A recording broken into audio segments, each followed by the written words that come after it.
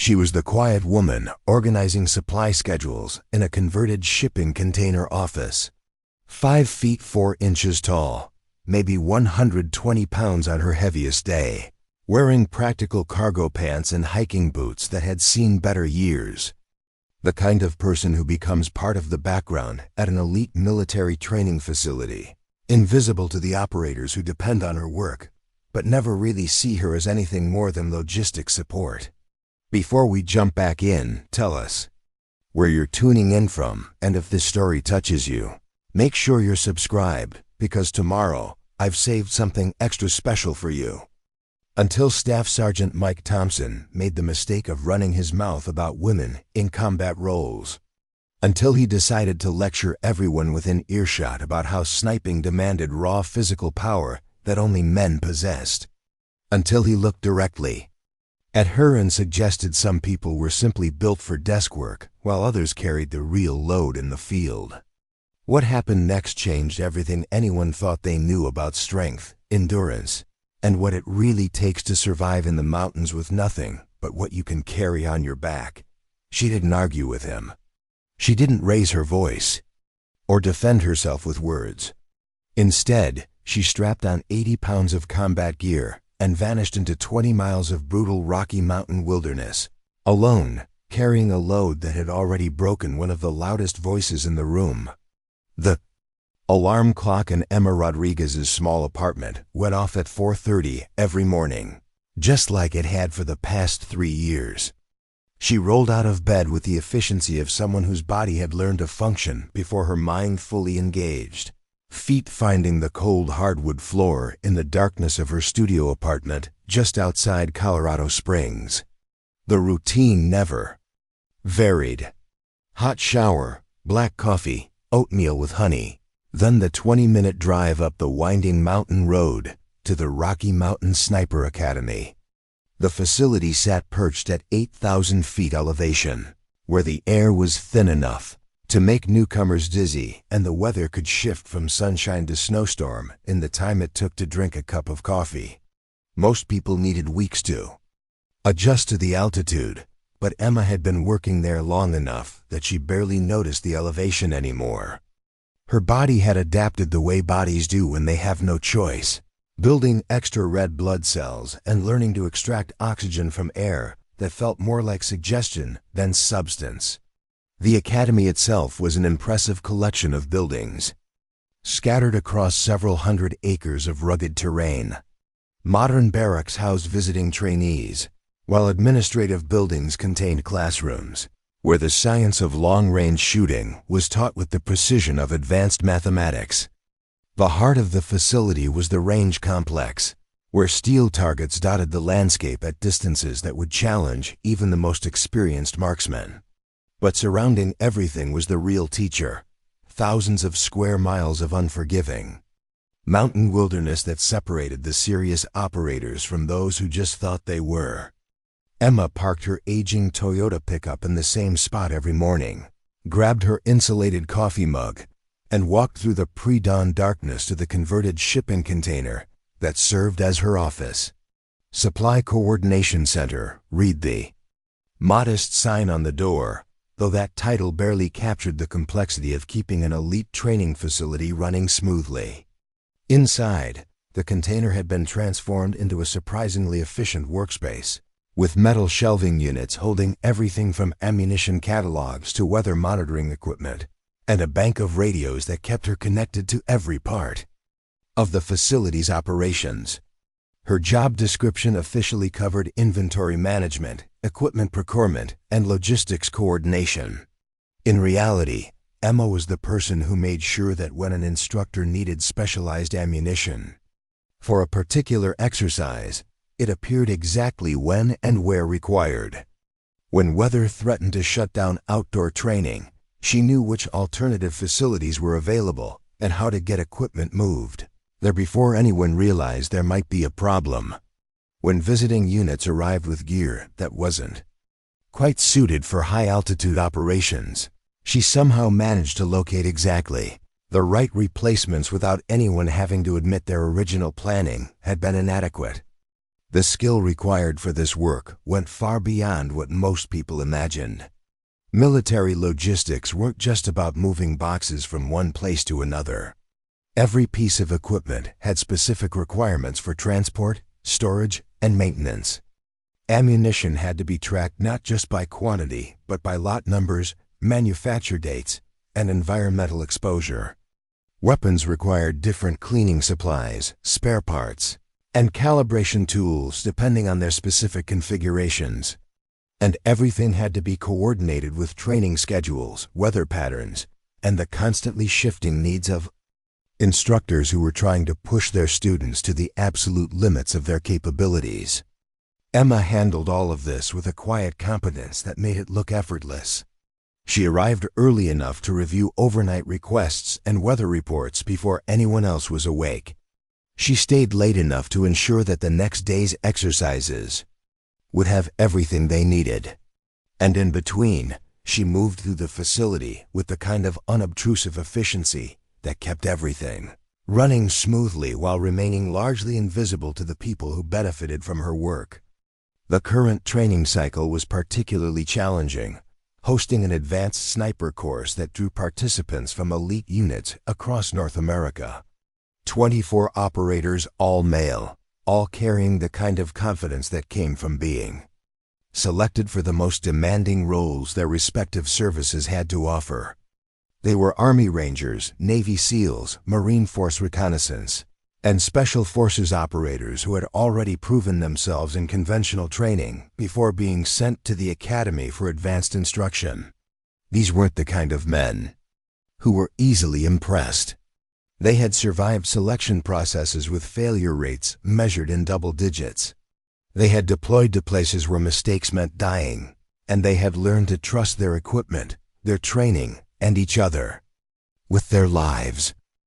Preparing and narrating this story took us a lot of time, so if you are enjoying it, subscribe to our channel. It means a lot to us. Now back to the story. But like many people who had achieved success in highly demanding fields, some of them had developed blind spots about capabilities that didn't match their own experience. Emma had observed this pattern before.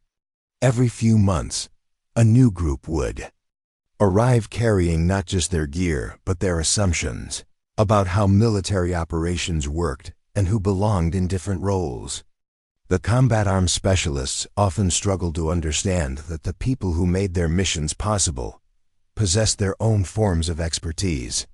To many of them, anyone who wasn't directly pulling triggers or kicking down doors was automatically relegated to a support category that they respected in theory, but rarely considered in practice.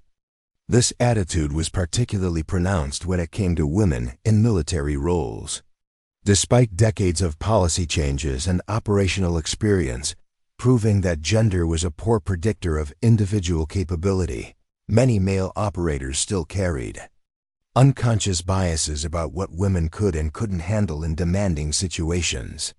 They had usually worked with female colleagues who were competent in their specialties, but those specialties were often in areas like intelligence analysis, communications, or medical support. The idea that a woman might possess the same kind of physical capabilities they prided themselves on remained foreign to many of them. Emma had learned not to take these attitudes personally. She had encountered similar assumptions throughout her career, and experience had taught her that arguing rarely changed minds as effectively as simply doing the work.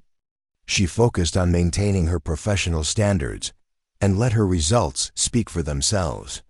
Most of the time, this approach worked well enough. People might not initially recognize her expertise, but they quickly learned to trust her judgment when it came to getting things done. The current group included some particularly vocal personalities, led by Staff Sergeant Mike Thompson, a Marine Force Reconnaissance operator who had apparently never encountered a situation that couldn't be improved by his commentary. Thompson was built like the college football player he had once been, with broad shoulders and thick arms that filled out his uniform in a way that broadcast physical capability from across a room. He had arrived with an ego that matched his impressive physique and a mouth that seemed incapable of staying closed for more than a few minutes at a time. From her first day working with this training cycle, Emma had noticed Thompson's tendency to hold court during meals, breaks, and any other time when he had an audience. His stories usually involved either his own exceptional performance in challenging situations or his observations about the declining standards he perceived in modern military training. He seemed to view himself as a guardian of traditional military values, appointed to educate anyone within earshot about what real operators could accomplish and what separated them from everyone else. Thompson's commentary often included subtle but pointed observations about women in military roles. He never said anything directly offensive enough to warrant official response, but his meaning was usually clear enough. In his view, certain roles required certain types of people, and those requirements weren't subject to political considerations or social engineering. He spoke approvingly of female colleagues who excelled in their appropriate specialties, but he remained convinced that combat operations demanded physical and mental characteristics that were simply more common in men. These attitudes might have remained an abstract irritation if Thompson had kept them focused on general policy discussions.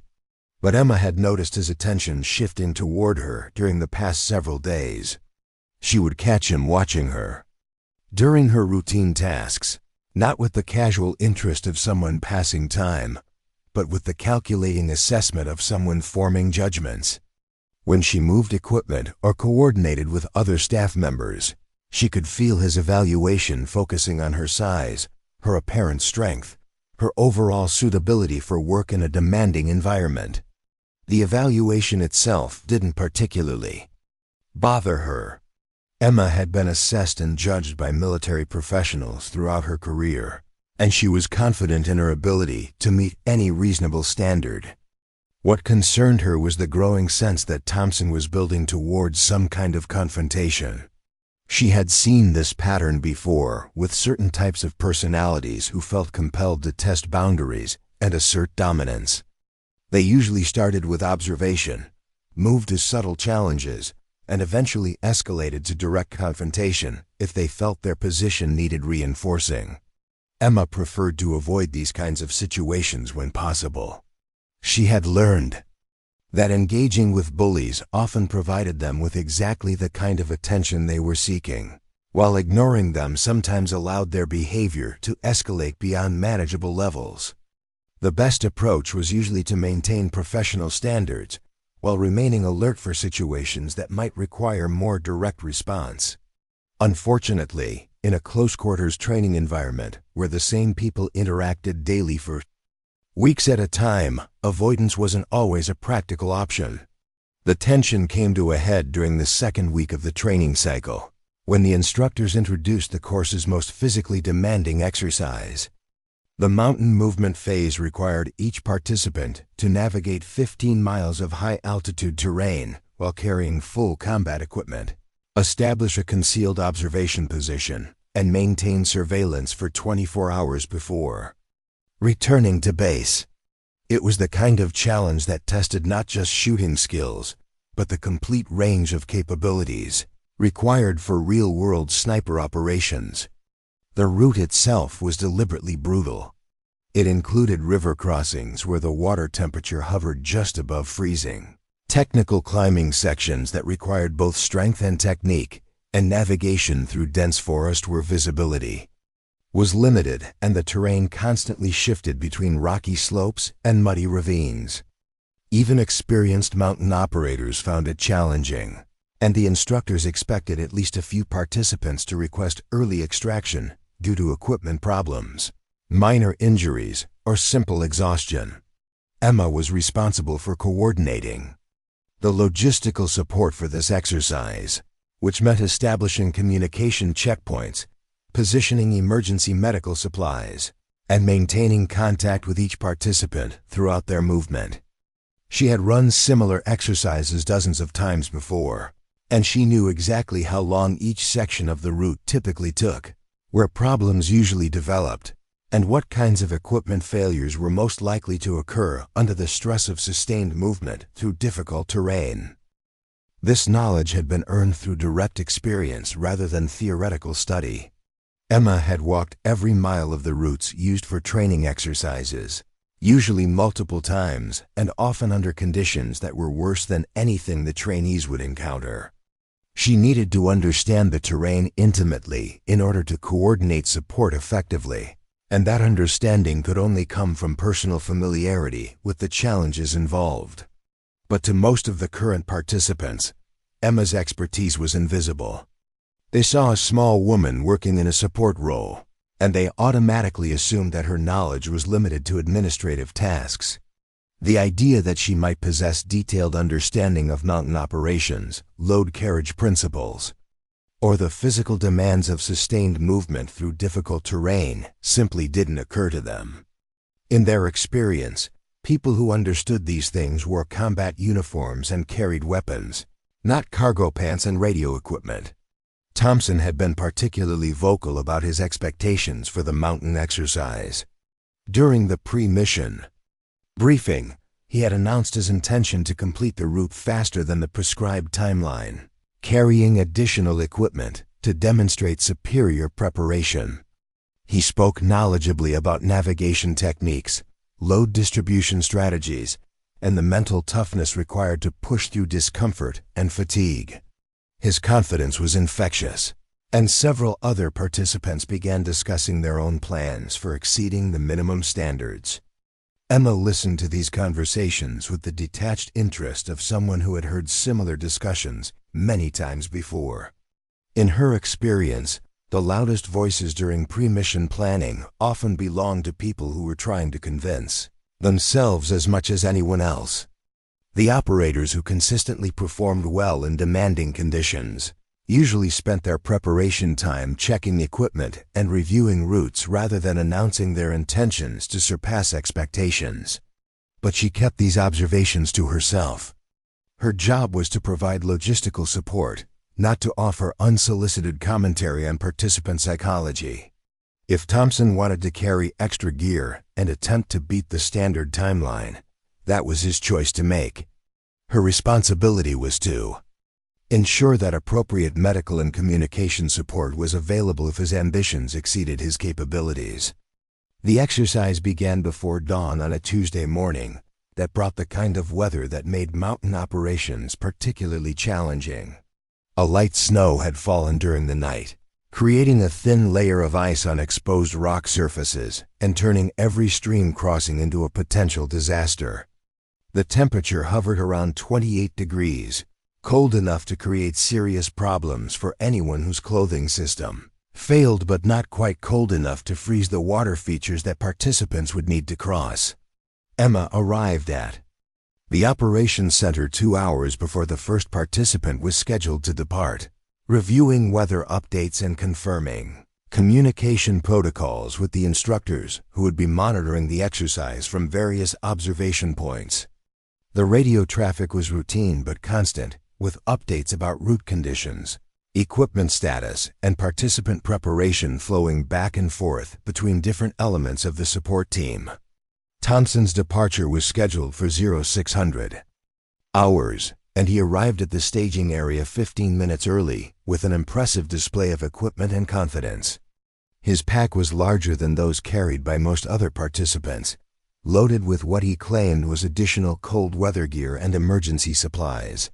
His uniform was immaculate, his weapons were perfectly maintained, and his overall presentation suggested someone who took preparation seriously and expected others to recognize his professionalism. Emma conducted the routine equipment inspection that was required for all participants, checking that Thompson carried the mandatory communication equipment, emergency signaling devices, and medical supplies. His gear met all requirements and appeared to be of high quality, though she noticed several details that suggested his load planning might have prioritized appearance over functionality. His pack was loaded in a way that would make frequently needed items difficult to access, and the weight distribution seemed optimized for static display rather than sustained movement through variable terrain. These were subtle issues that might not become apparent until several hours into a demanding movement, and Emma wasn't sure whether Thompson's experience was sufficient to recognize potential problems before they became serious. But her role was to verify compliance with safety requirements, not to offer unsolicited advice about load planning techniques.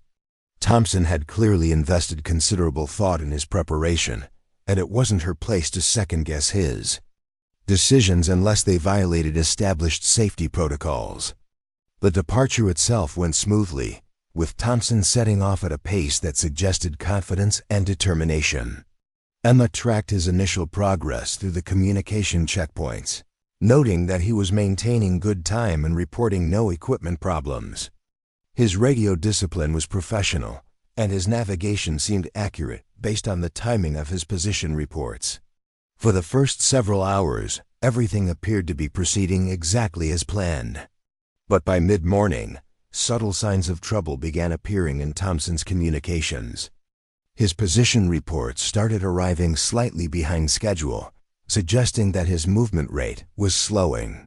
His voice over the radio carried hints of strain that hadn't been present during his earlier check-ins. And when he reported reaching checkpoint 4, his breathing was audible enough to indicate that he was working harder than he probably wanted to admit. Emma had heard these patterns before. They usually indicated that equipment problems were beginning to develop, even if the participant wasn't ready to acknowledge them yet. In Thompson's case, she suspected that his load planning decisions were starting to create difficulties that would only get worse as the exercise continued.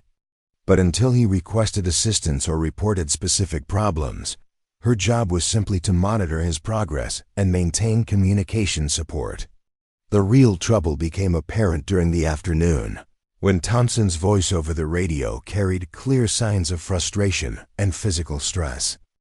His position reports indicated that he was falling significantly behind his planned timeline, and his requests for route clarification suggested that navigation was becoming more difficult than he had anticipated.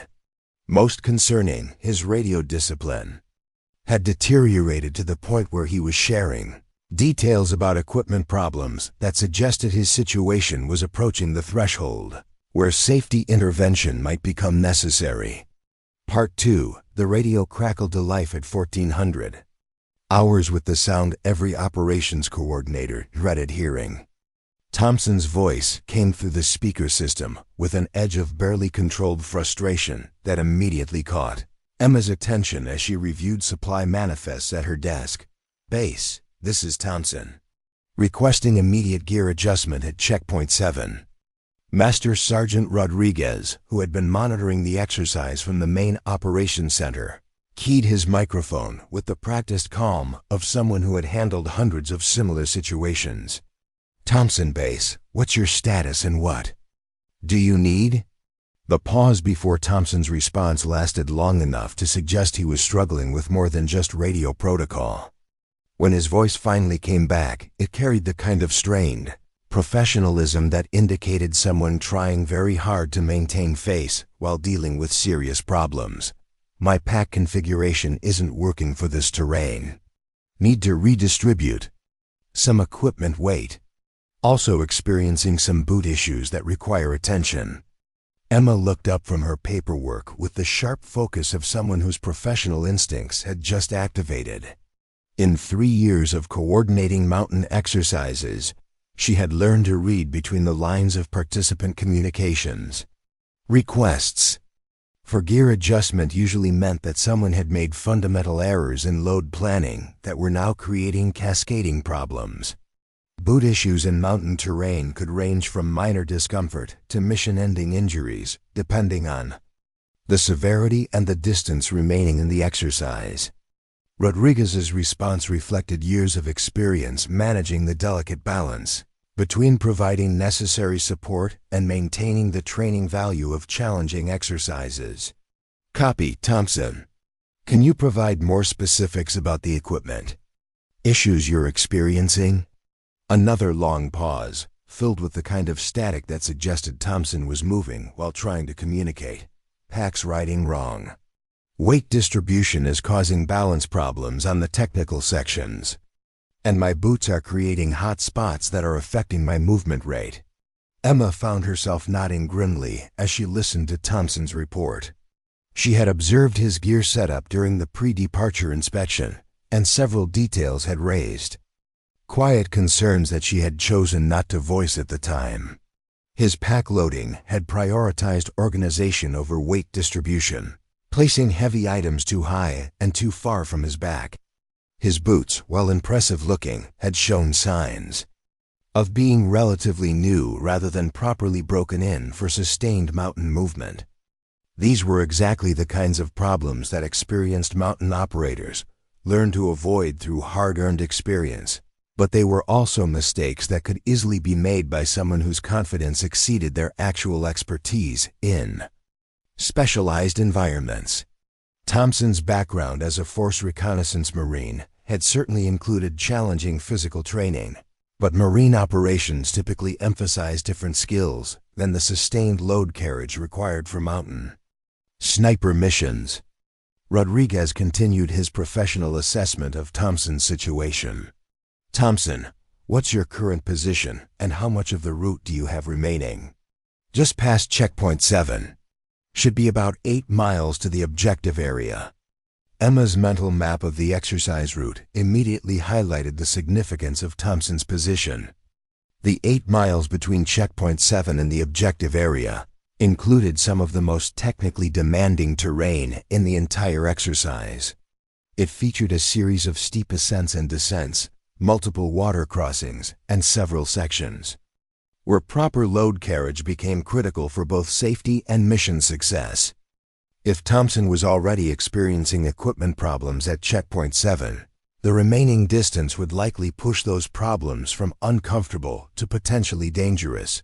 Copy your position. Stand by while I coordinate support options. Rodriguez turned to Emma with the kind of look that indicated he valued her judgment on logistical matters. What do you think about getting an ATV up to checkpoint 7 for gear adjustment? Emma had been mentally reviewing the terrain between the operations center and Thompson's reported position, and the answer was unfortunately clear. Negative on vehicle access past checkpoint 5. The trail between 6 and 7 is too narrow for anything wider than a hiking path, and there are several sections where rock fall has made even foot travel challenging. So if he needs hands-on gear assistance, someone has to hike up there. That's correct. It's about a 4-mile approach from the last vehicle accessible point, with about 1,500 feet of elevation gain over terrain that's consistently challenging. Rodriguez considered this information while studying the topographic map that covered the entire exercise area.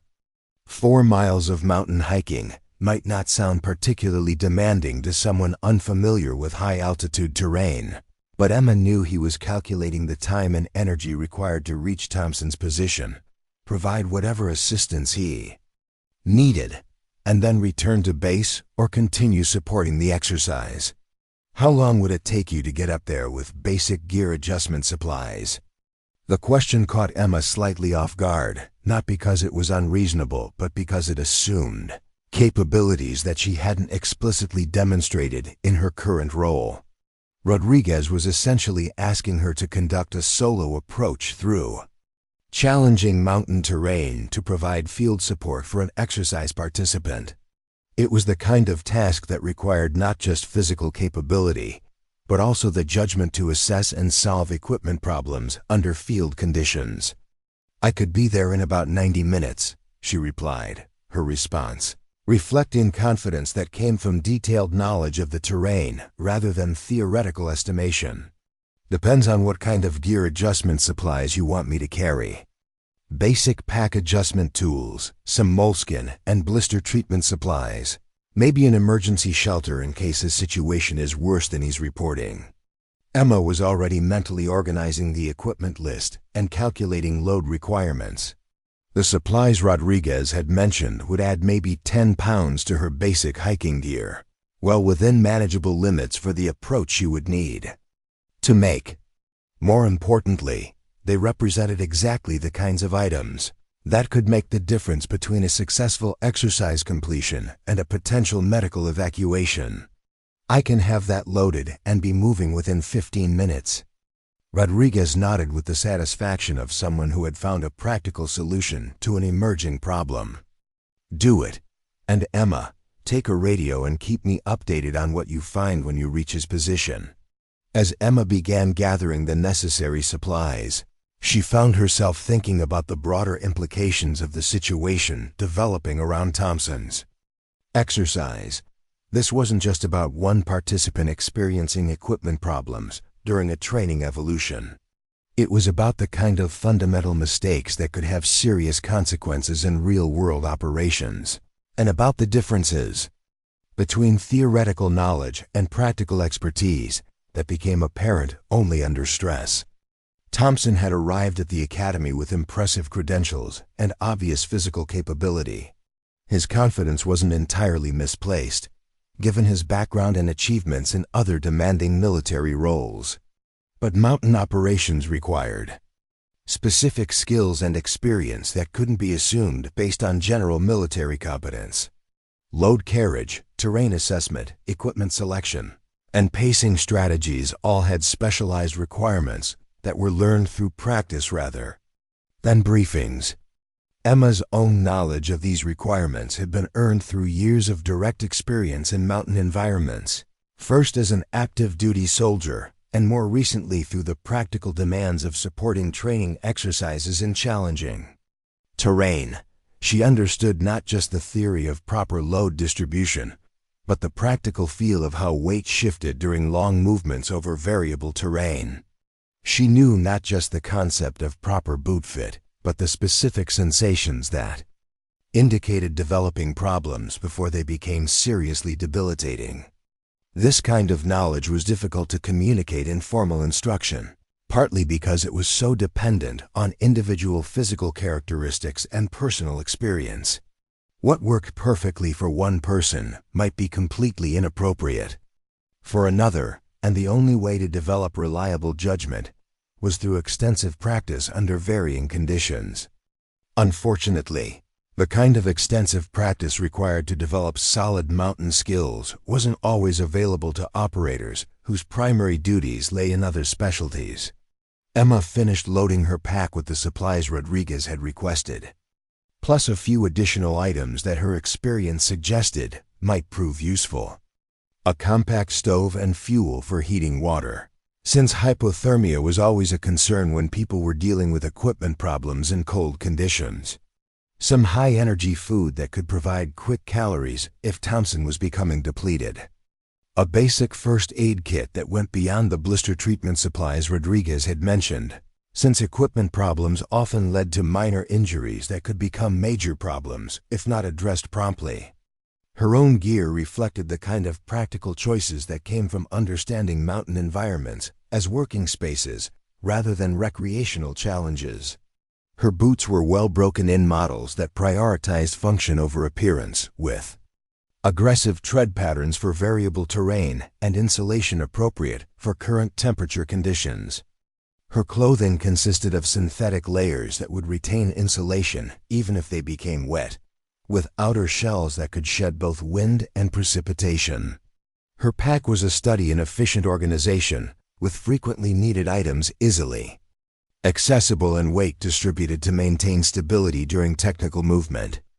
Everything had been chosen based on proven performance rather than marketing claims, and everything had been tested under conditions similar to what she expected to encounter during the approach to Thompson's position. The hike from the vehicle accessible staging area to Checkpoint 7 took Emma through terrain that showcased both the beauty and the challenges of high-altitude mountain environments. The trail began as a well-maintained path through dense forest, where towering pines created a canopy that filtered the afternoon sunlight into shifting patterns of light and shadow. The air was crisp and clean, carrying the scent of pine needles and the distant hint of snow from the peaks that surrounded the training area. But as the trail gained elevation and moved beyond the protection of the forest, the character of the environment changed dramatically. The path became narrower and less defined, winding between massive granite boulders and across sections of loose rock that required careful foot placement to avoid creating dangerous rock slides. The vegetation thinned to hardy shrubs and grasses that could survive the combination of intense ultraviolet radiation, extreme temperature variations, and limited growing seasons that characterized high-altitude environments.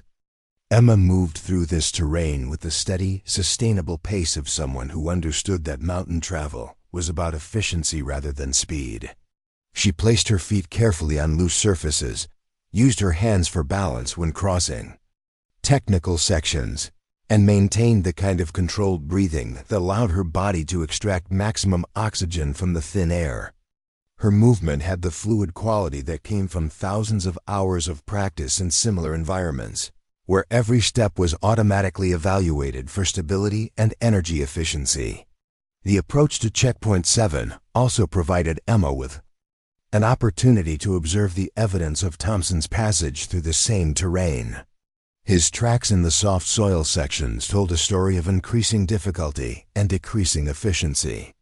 The early sections showed confident, regular stride patterns that suggested good pace and solid technique. But as the trail became more challenging, his tracks revealed signs of struggle that would have been invisible to anyone without experience reading such indicators. His stride length had decreased noticeably on the steeper sections, indicating that he was working harder than necessary to maintain forward progress.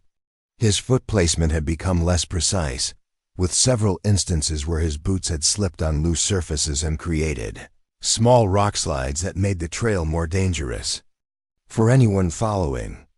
Most telling, there were several locations where he had obviously stopped to rest, marked by areas where his pack had left impressions in the soil and where the surrounding vegetation showed signs of disturbance. These signs weren't necessarily indicators of serious problems, since most people needed to adjust their movement patterns as terrain became more demanding. But they did suggest that Thompson was finding the mountain environment more challenging than he had anticipated, and that the equipment problems he had reported were likely affecting his movement efficiency more than he was willing to admit.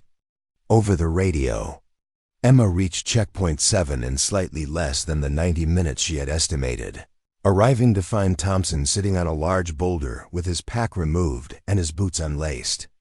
His immediate appearance confirmed that the equipment problems he had reported were indeed affecting his ability to continue the exercise safely and effectively. His pack, which had looked impressive during the pre-departure inspection, was now clearly causing serious problems. The load had shifted during his movement, creating an unbalanced configuration that was forcing his body to compensate in ways that increased energy expenditure and reduced stability. Several external attachment points had failed, leaving critical equipment dangling from improvised securing points that were obviously inadequate for sustained movement. His boots told an even more concerning story. The combination of new leather, improper fit, and demanding terrain had created friction points that were clearly progressing towards serious blisters. Even from a distance, Emma could see that his feet were showing signs of swelling that would make continued movement increasingly painful and potentially dangerous. "Afternoon, Thompson," she called out as she approached his position, her tone carrying the matter-of-fact professionalism appropriate for providing field support. "Rodriguez sent me up to see what kind of assistance you might need." Thompson looked up with an expression that mixed relief at seeing help arrive with embarrassment at needing that help in the first place. His face was flushed with exertion and frustration, and his breathing indicated that he had been working much harder than necessary to reach his current position. "Appreciate you coming up," he replied, his earlier swagger notably absent. "I'm having some gear issues that are making it difficult to continue at the pace I need to maintain." Emma set down her pack and began unpacking the supplies she had brought, her movements efficient and purposeful as she assessed the situation. "Let's take a look at what's going on and see what we can do to get you back on track." The pack problems were immediately obvious to someone with experience in proper load carriage. Thompson had made several fundamental errors in weight distribution that were creating a cascading series of difficulties. Heavy items were positioned too high in the pack, raising his center of gravity and making balance more difficult on technical terrain. Critical equipment was buried beneath less important items, forcing him to partially unpack and repack his gear every time he needed something essential. Most problematically, his pack frame wasn't properly adjusted for his body dimensions, creating pressure points that were transferring load to his shoulders rather than distributing weight effectively to his hips and core. This poor load transfer was forcing his back and shoulder muscles to work overtime, accelerating fatigue and creating the kind of muscle strain that would only get worse as the exercise continued. The main issue is load distribution, Emma explained, as she began making adjustments to Thompson's pack configuration. When the weight sits too high, it creates leverage that makes every step less stable. And when the frame doesn't fit properly, you end up carrying the load with muscle groups that aren't designed for sustained effort. She worked methodically through Thompson's gear, redistributing weight according to principles that prioritized both stability and accessibility. Heavy items moved down and closer to his back, creating a lower center of gravity that would be much easier to manage on technical terrain. Frequently needed equipment was repositioned for easy access without requiring major unpacking. The pack frame was adjusted to transfer load properly to his hips, taking pressure off his shoulders and allowing his legs to carry the weight more efficiently. "This feels completely different," Thompson admitted as he tested the adjusted pack configuration. "I had no idea this setup could make such a big difference in how the weight carries." Load carriage is one of those skills that looks simple until you actually have to do it for extended periods, Emma replied while examining his boots to assess the developing blister situation. "Most people learn through trial and error, but that can be pretty uncomfortable when the errors happen during important exercises." The boot problems were more concerning than the pack issues, partly because they were harder to fix completely. Under field conditions, Thompson's feet showed clear signs of improper fit, combined with inadequate break-in time for new leather boots.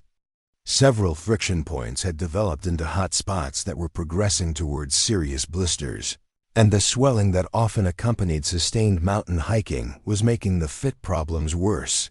Emma applied moleskin padding to the most problematic areas, using techniques that would reduce friction while allowing Thompson to continue his movement.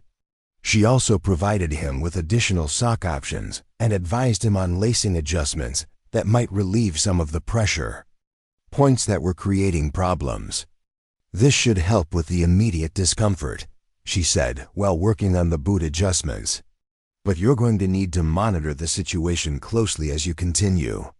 Blister problems can escalate quickly once they start, especially when you're carrying heavy loads over rough terrain."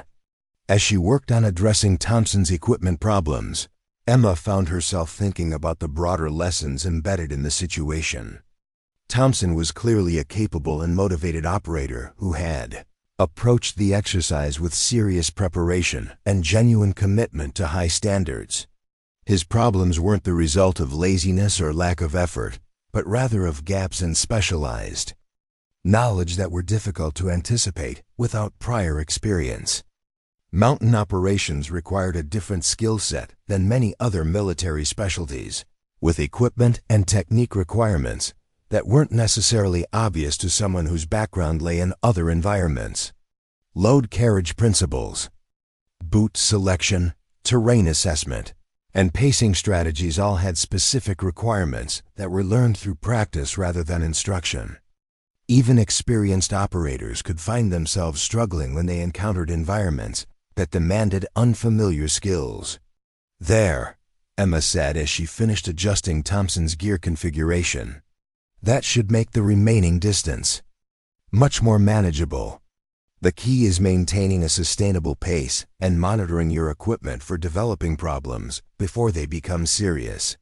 Thompson tested his adjusted pack and boots with obvious relief, moving through a series of basic exercises to confirm that the modifications had addressed his major problems.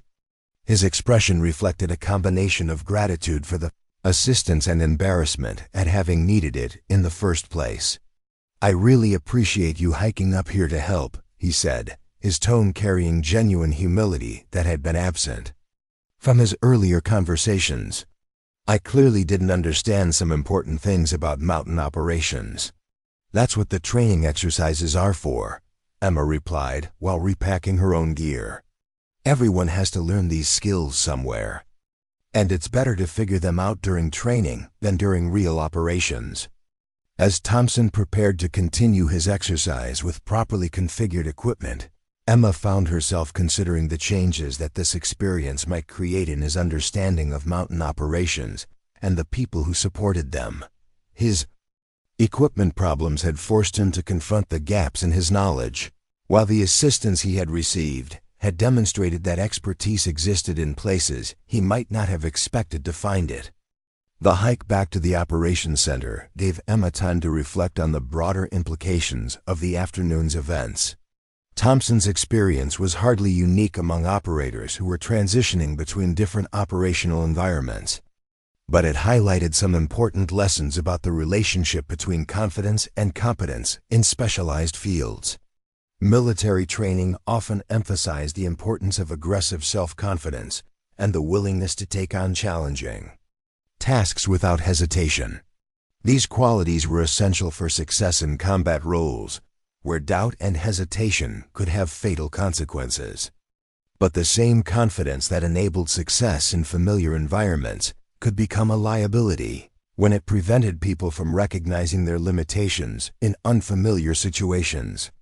Thompson had approached the mountain exercise with the kind of confidence that had served him well in other contexts, but he had underestimated the specialized knowledge required for success in mountain environments. His equipment problems weren't the result of poor preparation, but of preparing for the wrong challenges, focusing on general fitness and motivation rather than the specific skills that mountain operations demanded. The assistance Emma had provided wasn't just about fixing immediate equipment problems, but about demonstrating that reliable expertise existed within the support structure that Thompson had previously dismissed as peripheral to real operations.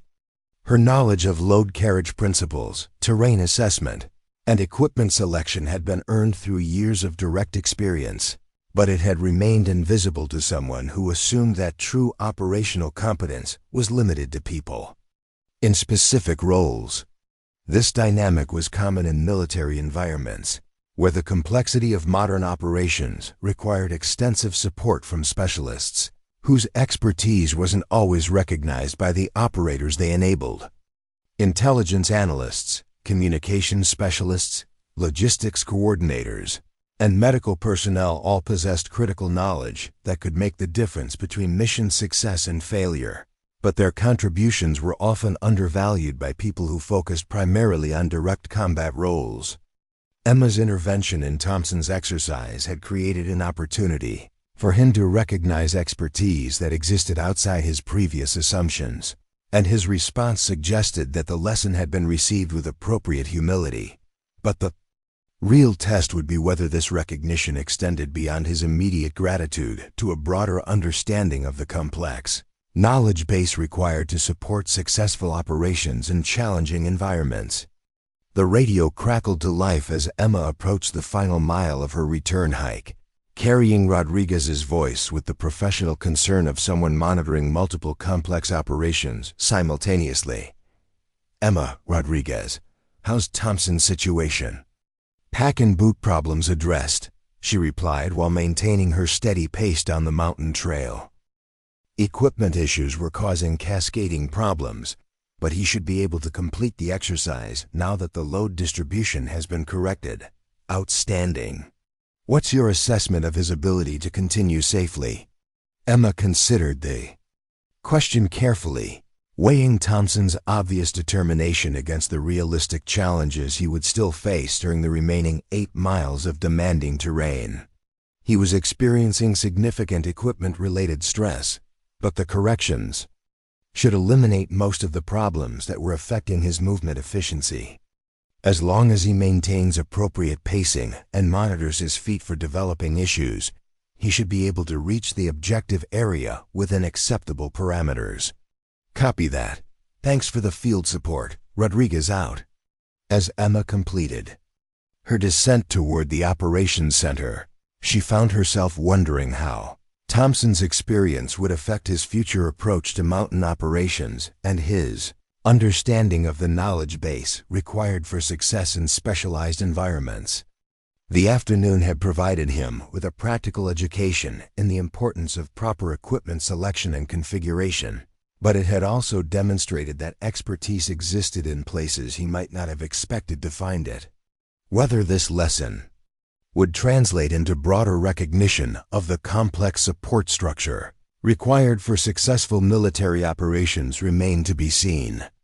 But for at least one afternoon, the assumptions about who possessed operational knowledge and who belonged in supporting roles had been challenged by the practical demonstration that competence came in many forms, some of which might be found in converted shipping containers rather than combat uniforms. Part 3. The mess hall at 1800 hours buzzed with the kind of animated conversation that followed challenging training days.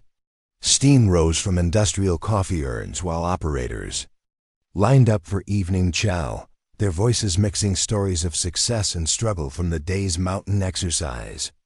The large room, with its institutional furniture and fluorescent lighting, served as the informal gathering place where experiences were shared, lessons were debated, and reputations were either built or diminished through the honest assessments that only came from people who had faced similar challenges.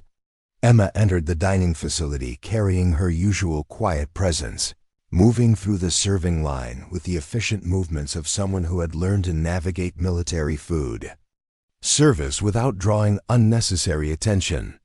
Her appearance showed no obvious signs of the demanding afternoon she had spent hiking through mountain terrain to assist Thompson, though anyone with experience reading such details might have noticed the slight dust on her boots or the way her movements carried the relaxed confidence that came from recent physical exertion successfully completed.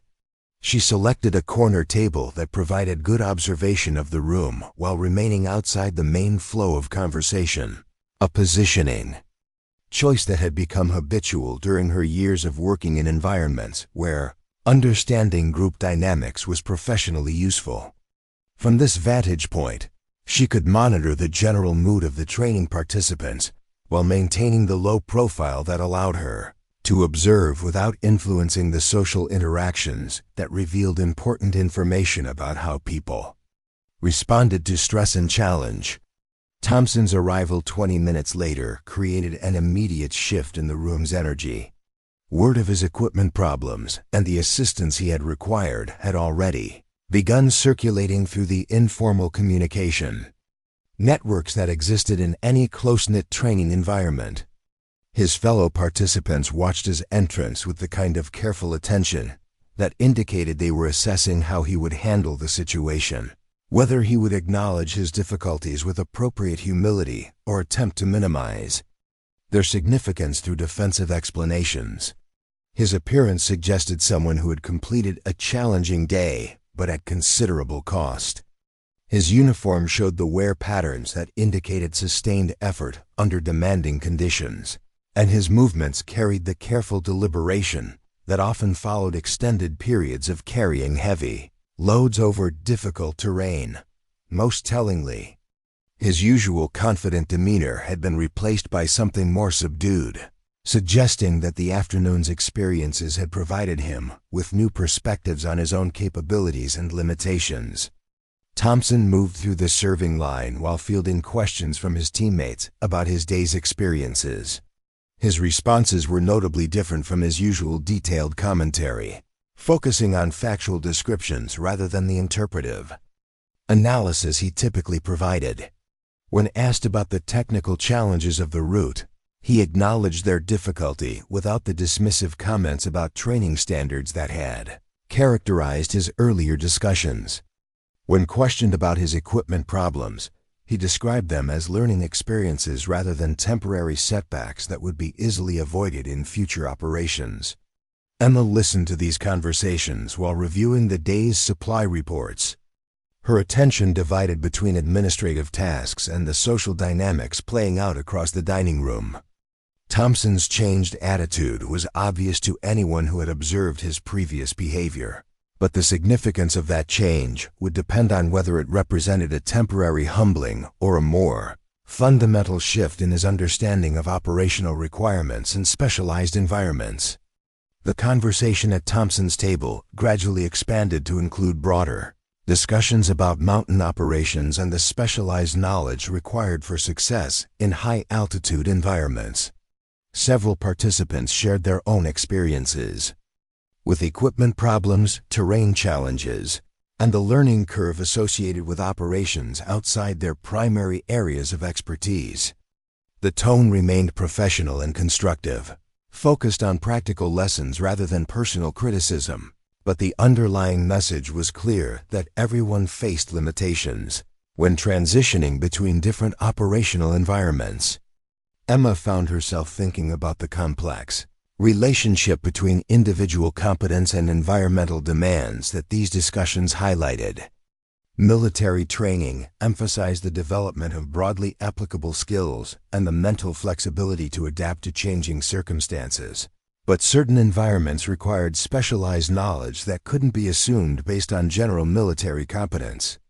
Mountain operations, desert survival, maritime environments, and urban combat all had unique requirements that were learned through focused training and practical experience rather than theoretical study. The challenge for operators like Thompson was recognizing when their general competence needed to be supplemented by specialized knowledge, and more importantly, identifying reliable sources for that knowledge.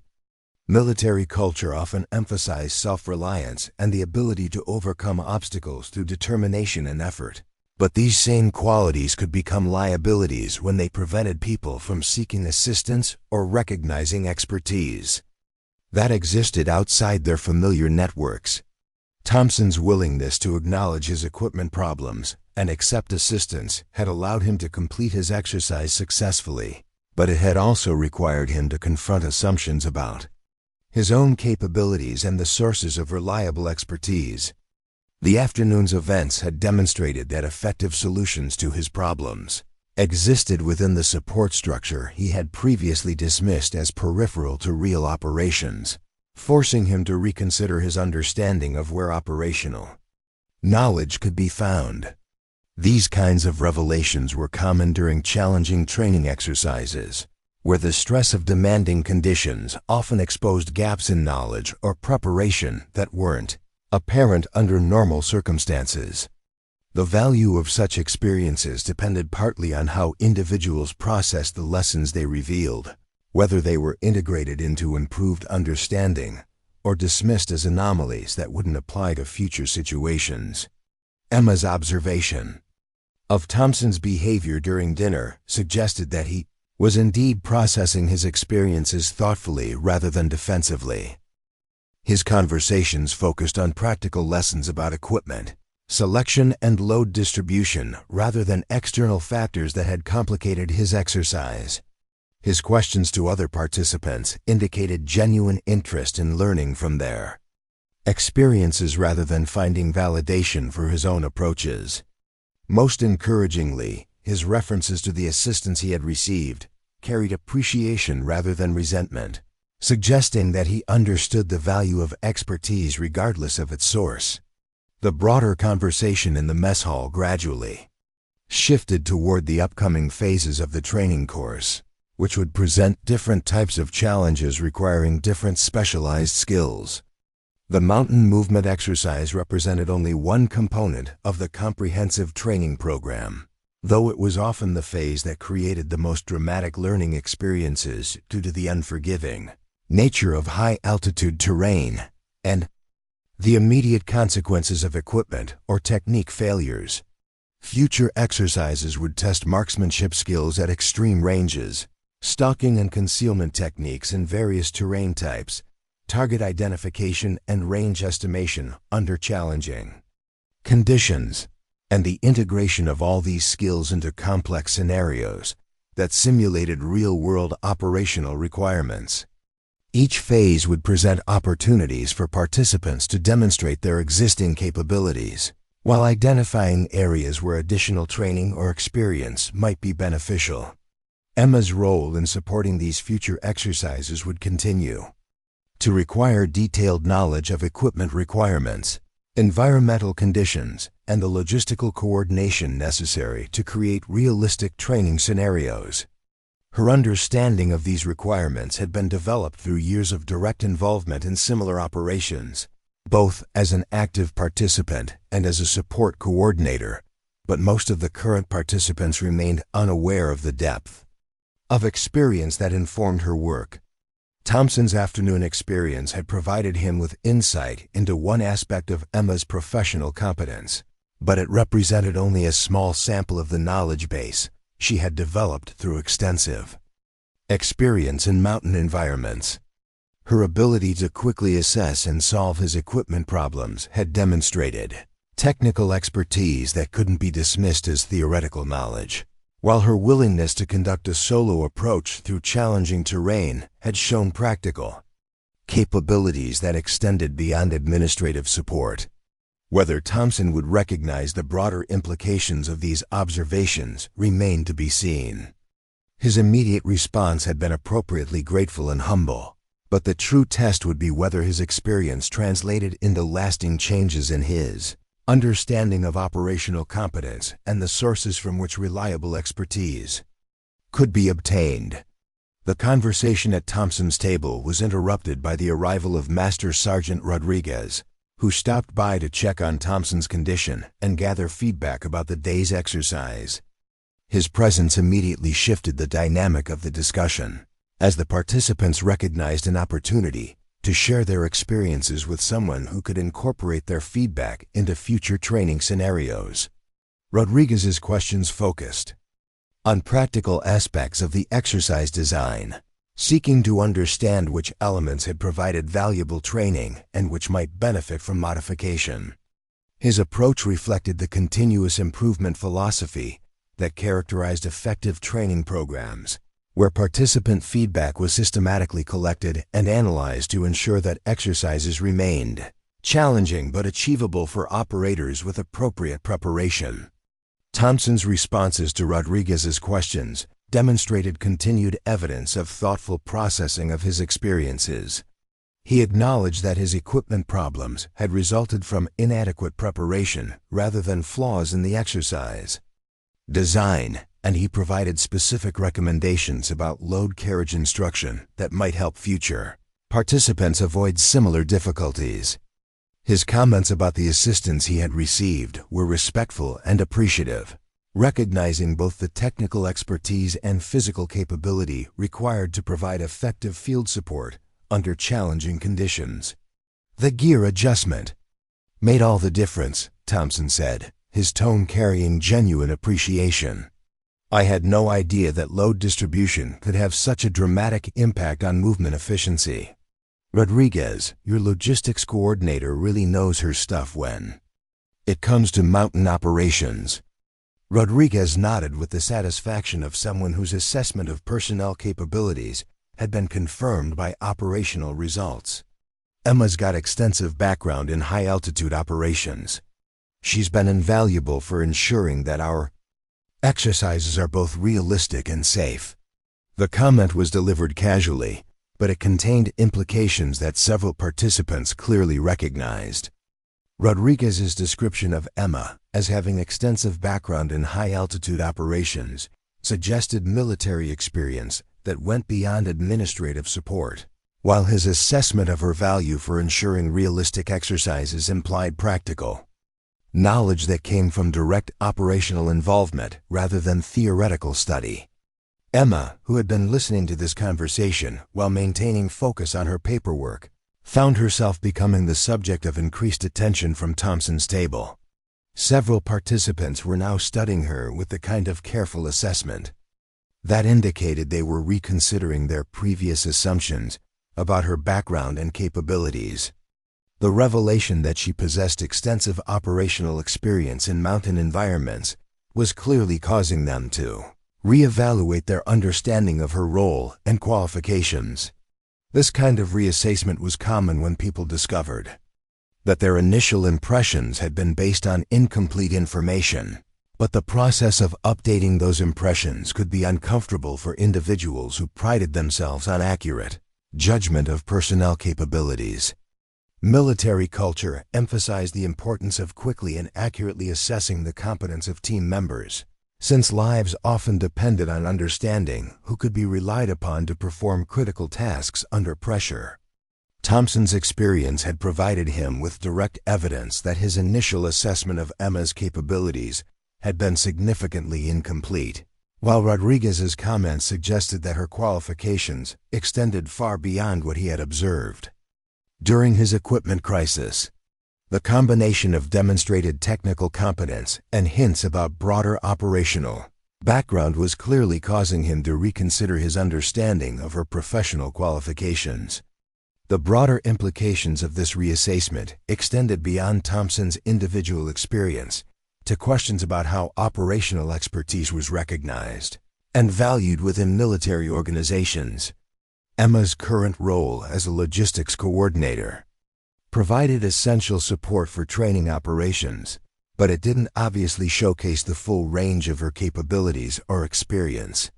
Someone unfamiliar with her background might easily assume that her knowledge was limited to administrative tasks, missing the operational competence that informed her ability to anticipate requirements and solve problems under challenging conditions. This dynamic was common throughout military organizations, where personnel often possessed capabilities and experience that weren't fully reflected in their current assignments. Budget constraints, organizational requirements, and career progression patterns sometimes resulted in highly qualified individuals working in roles that didn't utilize their complete skill sets, creating situations where valuable expertise remained hidden until circumstances revealed its existence.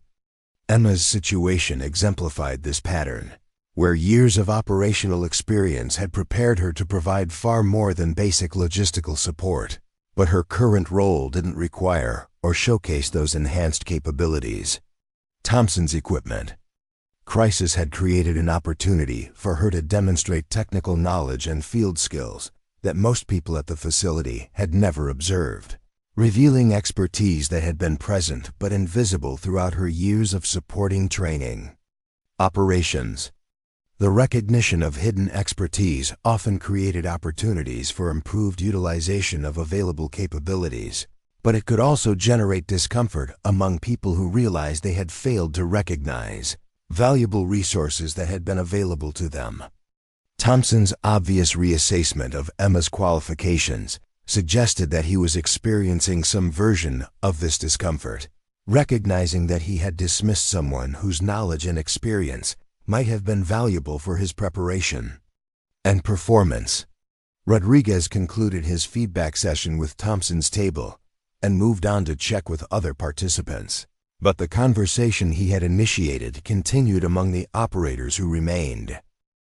The discussion gradually expanded to include broader questions about the relationship between formal roles and actual capabilities, with several participants sharing examples of times when they had discovered unexpected expertise among personnel whose official positions hadn't suggested such qualifications. These stories highlighted the complexity of modern military operations, where success often depended on effectively utilizing all available expertise, regardless of its formal organizational placement. Intelligence analysts who possessed field experience, communications specialists who understood tactical operations, medical personnel who had worked in combat environments, and support staff who possessed operational backgrounds all represented resources that could enhance mission effectiveness if their capabilities were properly recognized and employed. Emma listened to these discussions while finishing her meal, noting that the conversation had evolved into a more sophisticated understanding of how operational competence was distributed throughout military organizations. Thompson's experience had served as a catalyst for broader recognition that expertise existed in many forms and locations, challenging the assumptions that limited operational knowledge to personnel in specific roles or with particular job titles. The evening's conversations represented a positive development in the participants' understanding of how to identify and utilize available resources. But Emma knew that the real test would be whether these insights translated into lasting changes in behavior and attitudes. Military culture was often resistant to modifications that challenged established hierarchies or traditional assumptions about roles and capabilities, even when such changes might enhance operational effectiveness. Thompson's individual response to his experience would likely influence how other participants processed the lessons it offered. If he continued to demonstrate appropriate humility and willingness to learn from diverse sources of expertise, it might encourage others to adopt similar approaches. Conversely, if he reverted to his previous attitudes once the immediate impact of his difficulties faded, it might suggest that the afternoon's lessons had been dismissed as temporary setbacks, rather than opportunities for genuine learning. As the evening meal period concluded and participants began departing for their quarters, Emma gathered her materials and prepared to return to her own accommodation. The day had provided interesting insights into how people responded to challenges that exposed gaps in their knowledge, and how the discovery of unexpected expertise could influence social dynamics within professional groups. Thompson approached her table as she was preparing to leave, his manner carrying the respectful attention of someone who wanted to ensure his appreciation had been properly communicated. "Emma, I wanted to thank you again for the assistance today. I learned more about mountain operations in one afternoon than I had in weeks of preparation." "That's what the training exercises are designed to do," she replied, maintaining the professional tone that had characterized all their interactions. "Everyone has different backgrounds and experience levels, and that's why we run these scenarios under controlled conditions. Rodriguez mentioned that you have extensive background in high-altitude operations. Would you mind if I asked about your experience? I'm obviously trying to learn as much as possible about mountain environments." The question was asked with genuine curiosity rather than challenging skepticism, suggesting that Thompson's attitude had indeed shifted from dismissive assumptions toward respectful interest in learning from available expertise. Emma considered her response carefully, balancing professional discretion with the educational value that sharing appropriate information might provide. "I spent several years with units that specialized in mountain warfare," she replied, offering enough information to satisfy his curiosity without providing details that might not be appropriate for general discussion. High-altitude operations require different skills and equipment than most military environments, so there's always a learning curve when people transition into mountain terrain. That certainly matches my experience today. I had no idea how much the environment would affect equipment performance and technique requirements." Thompson's acknowledgement of his learning experience suggested genuine humility rather than defensive rationalization, indicating that the afternoon's events had indeed provided him with valuable education rather than temporary frustration. His willingness to ask questions and seek additional learning opportunities demonstrated the kind of professional growth that effective training programs were designed to foster. As Emma made her way back to her quarters, she reflected on the day's events and their potential implications for the remainder of the training cycle. Thompson's experience had created an opportunity for enhanced understanding of the expertise available within the facility's support structure, but whether that understanding would translate into improved utilization of resources remained to be seen. The evening's conversations had been encouraging, suggesting that at least some participants were processing the day's lessons in ways that might lead to more effective approaches to identifying and employing available expertise. But military organizations were complex social systems where individual insights needed to overcome institutional inertia and cultural assumptions before they could create lasting improvements in operational effectiveness. Emma's own role in these dynamics was complicated by her preference for maintaining a low profile while providing effective support for training operations. She had no desire to become the focus of attention or to have her background become a subject of general discussion, but she also recognized the value of ensuring that available expertise was properly utilized when it could enhance mission effectiveness or prevent unnecessary difficulties. The balance between professional discretion and educational opportunity would continue to influence how she responded to future situations where her knowledge and experience might prove valuable.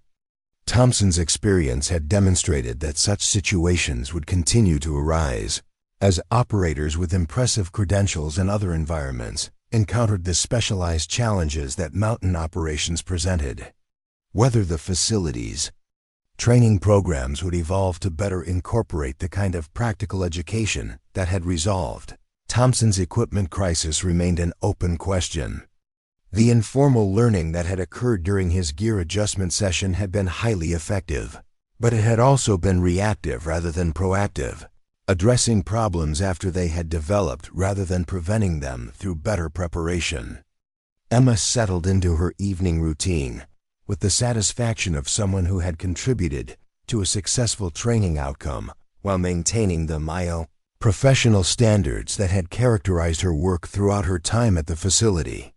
The day had presented challenges that had tested both her technical knowledge and her judgment about when and how to provide assistance, and she was confident that her responses had been appropriate for the circumstances involved. Tomorrow would bring new exercises and new opportunities for the participants to test their capabilities against demanding scenarios designed to reveal both strengths and areas needing improvement. Emma's role in supporting those exercises would continue to require the full range of her knowledge and experience, even if much of that expertise remained invisible to the people who benefited from its application. Part 4, the morning briefing 3 days later, carried an unusual tension that permeated the main classroom where all course participants had gathered for what Rodriguez had described as a special training evolution. The overhead projector displayed a topographic map showing a route that immediately caught the attention of everyone familiar with the local terrain, marking a path through some of the most demanding mountain wilderness in the entire training area. Thompson sat in the front row with his teammates, his demeanor noticeably different from the confident swagger he had displayed during the course's opening week. The equipment crisis that had nearly ended his exercise early had clearly affected his perspective on mountain operations, replacing his previous certainty with a more thoughtful approach to assessing challenges and his own preparation for meeting them. Emma occupied her usual position near the back of the room, notepad ready to capture logistical requirements for whatever evolution Rodriguez was about to describe.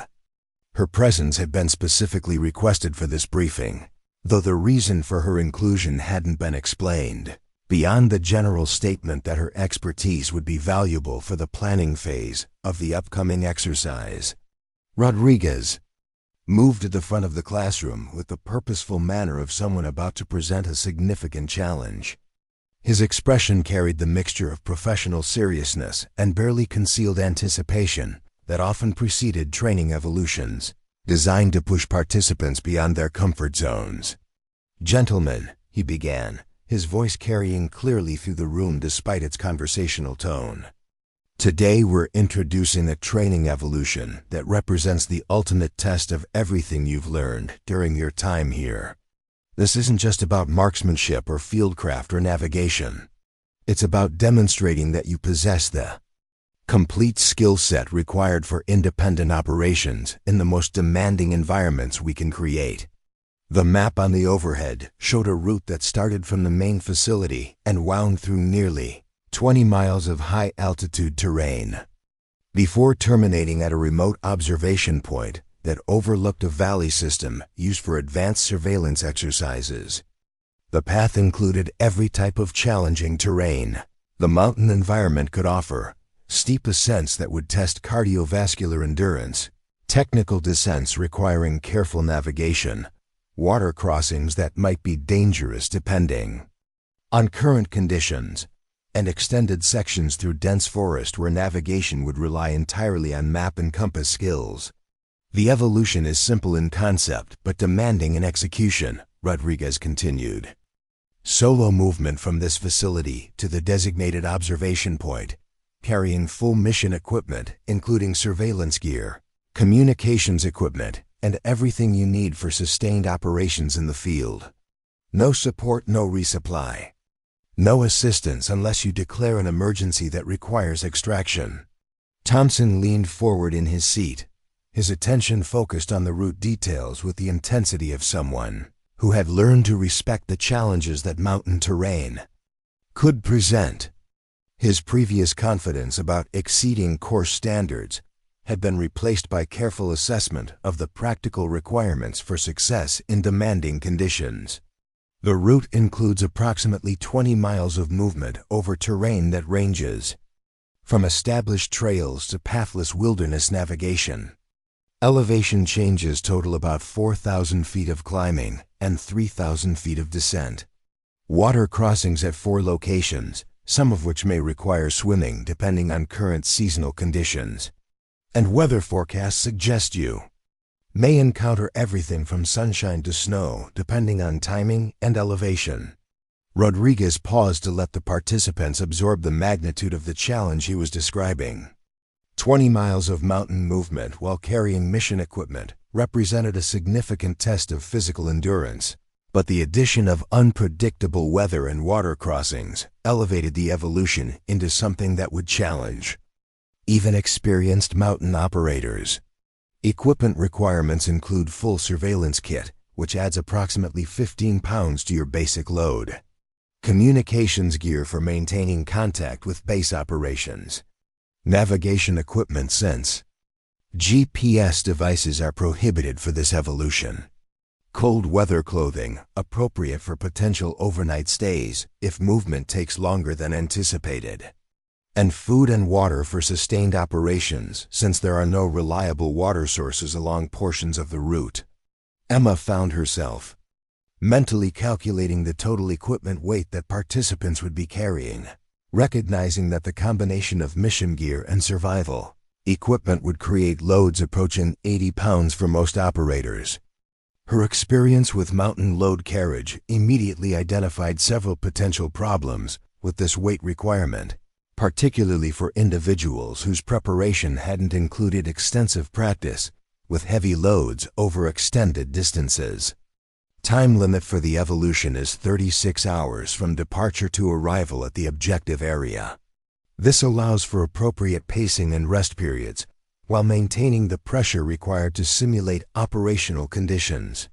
Anyone who hasn't reached the halfway checkpoint by 1800 hours tomorrow will be offered extraction to prevent unnecessary risk exposure. The time constraint added another layer of complexity to an already demanding evolution.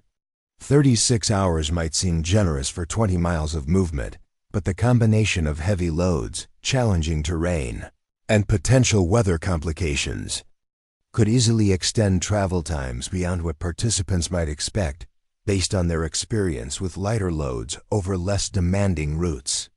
Thompson raised his hand with the respectful attention of someone who had learned to ask practical questions rather than making assumptions about his own capabilities.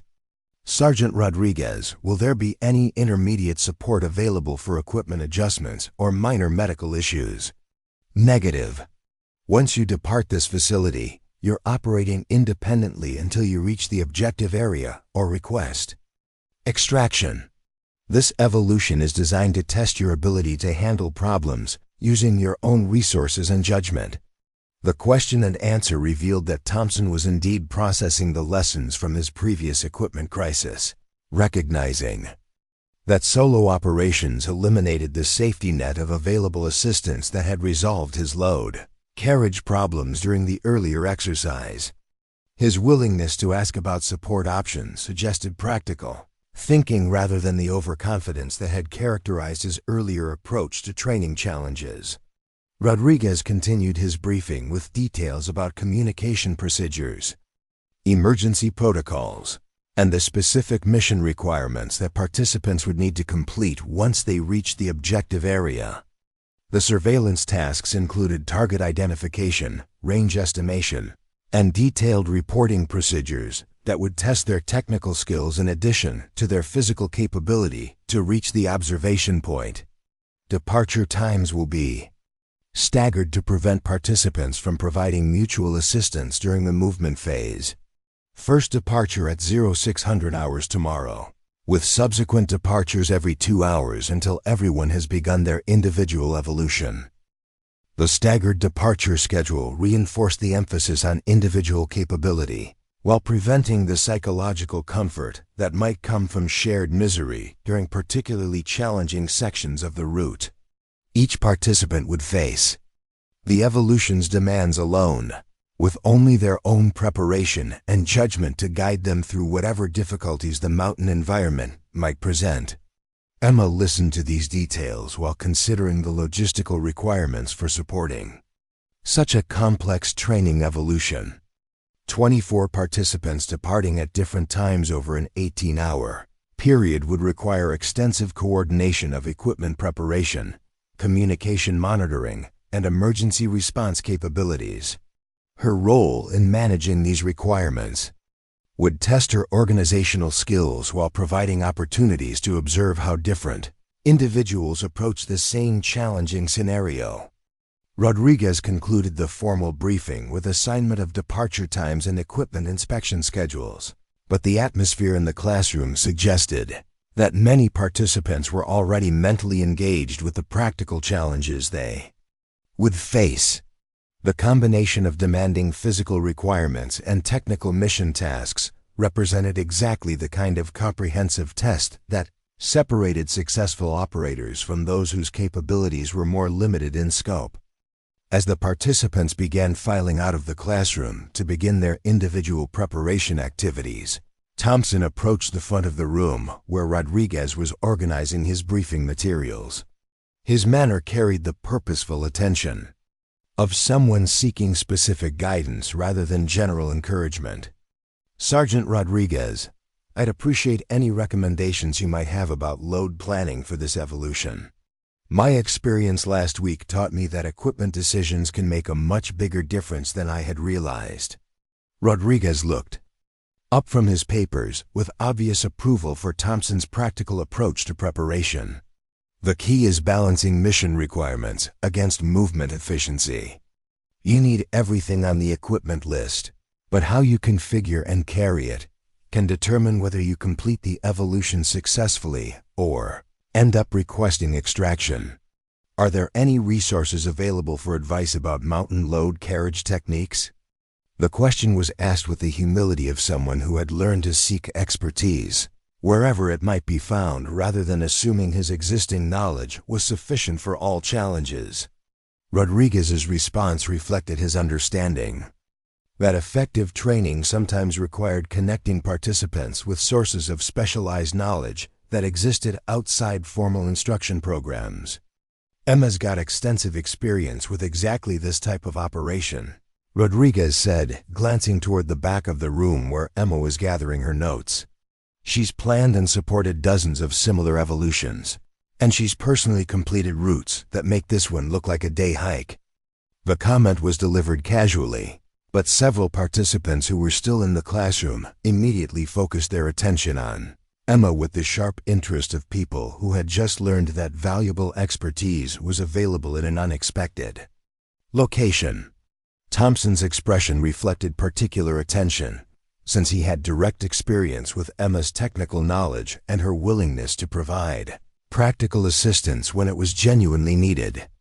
Emma found herself becoming the center of attention in a way that made her slightly uncomfortable, but she recognized that Rodriguez's comment had created an opportunity to provide assistance that might prevent some of the equipment problems that often plagued participants during demanding evolutions. Her preference for maintaining a low profile needed to be balanced against the professional obligation to share knowledge that could enhance training effectiveness and prevent unnecessary difficulties. "I'd be happy to discuss load planning principles with anyone who's interested," she said, her tone maintaining the professional neutrality that had characterized all her interactions with course participants. Equipment configuration can definitely make a significant difference in movement efficiency and overall performance. Thompson was the first to respond, but several other participants quickly expressed interest in whatever guidance Emma might be willing to provide. The group that formed around her position represented a cross-section of the course participants, including both highly confident operators and those who had struggled with various aspects of the mountain training environment. Emma's impromptu instruction session covered the fundamental principles of load carriage that she had demonstrated during Thompson's equipment crisis, but expanded to include the specific challenges presented by the upcoming evolution. She discussed weight distribution strategies for heavy loads, accessibility planning for frequently needed equipment, and the clothing systems that would be necessary for dealing with unpredictable weather conditions. Her explanations revealed depth of knowledge that extended far beyond theoretical understanding, incorporating practical details that could only come from extensive personal experience with similar operations. She described the feel of properly balanced loads, the early warning signs of developing equipment problems, and the decision-making processes for managing resources during extended operations in challenging environments. Thompson listened to these explanations with obvious appreciation, occasionally asking questions that demonstrated he was genuinely interested in learning, rather than simply seeking validation for his existing approaches. His engagement with Emma's instruction represented a significant change from his earlier attitudes, reflecting the kind of professional growth that effective training programs were designed to produce. As the informal instruction session concluded and participants began dispersing to conduct their individual preparation activities, Thompson lingered to speak with Emma privately. His manner carried the respectful attention of someone who wanted to ensure he understood the full scope of the guidance he had received. "Emma, I can't thank you enough for sharing your knowledge. Rodriguez mentioned that you've personally completed routes that make this evolution look easy. Would you mind if I asked about your background? I'm obviously trying to learn as much as possible from people with real experience." The question was asked with genuine curiosity rather than challenging skepticism, but it represented exactly the kind of inquiry that Emma had been hoping to avoid. Her preference for maintaining professional privacy needed to be balanced against the educational value that sharing appropriate information might provide, particularly given Thompson's demonstrated willingness to learn from his previous mistakes. "One spent several years with the 10th Mountain Division," she replied, offering enough information to satisfy his curiosity without providing details that might not be appropriate for general discussion. Mountain warfare operations in various theaters, including some assignments that required exactly the kind of long-range movement and surveillance tasks you'll be doing tomorrow. Thompson's expression reflected genuine respect as he processed this information. The 10th Mountain Division was legendary for its demanding standards and specialized capabilities, particularly in high-altitude environments where their expertise was regularly called upon for the most challenging operations. Emma's background with such a unit explained both her technical knowledge and her obvious comfort with mountain terrain. "That definitely explains why you knew exactly what was wrong with my equipment setup. I'm obviously dealing with someone who's been there and done that at the highest levels." Thompson's acknowledgement of Emma's credentials was delivered with appropriate humility, but it also revealed that he was beginning to understand the broader implications of her background and experience. His previous assumptions about her role and capabilities had been fundamentally incorrect, based on incomplete information rather than accurate assessment of her qualifications. As evening approached and participants continued their individual preparation activities, word of Emma's background began circulating through the informal communication networks that existed within any close-knit training environment. The revelation that the facility's logistics coordinator possessed extensive operational experience with one of the military's most elite Mountain units was causing widespread reassessment of previous assumptions about her role and capabilities. This reassessment created an unusual dynamic within the course, where participants found themselves reconsidering not just their understanding of Emma's qualifications but their broader assumptions about how operational expertise was distributed throughout military organizations. The discovery that world-class capabilities existed in unexpected places challenged conventional thinking about the relationship between formal roles and actual competence. Emma observed these changing dynamics with mixed feelings, appreciating the respect that her background commanded while remaining concerned about the increased attention it was generating. Her preference for maintaining a low profile had been based partly on professional discretion and partly on the practical advantages of being underestimated. But Thompson's experience had eliminated any possibility of remaining completely invisible. The evening meal period provided additional opportunities for participants to seek Emma's guidance about the upcoming evolution, creating informal discussion groups where she found herself providing instruction about mountain operations, equipment, selection, and survival techniques. Her willingness to share practical knowledge was obviously appreciated, but it also meant that her background and capabilities were becoming subjects of general discussion rather than professional discretion. Thompson's behavior during these discussions demonstrated continued evidence of the attitude changes that had resulted from his equipment crisis. He participated actively in seeking guidance while maintaining appropriate humility about his own limitations, and he consistently acknowledged Emma's expertise in ways that encouraged other participants to recognize the value of learning from diverse sources of knowledge. As the participants retired to their quarters to complete final preparations for the upcoming evolution, Emma found herself reflecting on the unexpected ways that her role at the facility was evolving. Her preference for providing effective support while remaining in the background had been compromised by circumstances that revealed capabilities she had hoped to keep private, but the educational value of sharing her knowledge seemed to justify the increased visibility. Thompson approached her one final time as she was preparing to leave the mess hall, his manner carrying the serious attention of someone who wanted to ensure important communication had occurred. His expression reflected both gratitude for the assistance he had received and anticipation for the challenges he would face during the upcoming evolution. "Emma, I know I've already said this, but I want to make sure you understand how much I appreciate everything you've taught me. A week ago, I thought I understood mountain operations based on my general military experience. You've shown me that real expertise requires specialized knowledge that can't be assumed or improvised." Thompson's acknowledgement represented more than simple gratitude for practical assistance. It reflected a fundamental shift in his understanding of how operational competence was developed and recognized, moving from assumptions based on general credentials toward respect for demonstrated knowledge regardless of its source. "That's exactly what these training exercises are designed to teach," Emma replied, maintaining the professional tone that had characterized all their interactions. "Everyone brings different backgrounds and experience levels, and the key is remaining open to learning from whatever sources can provide valuable knowledge.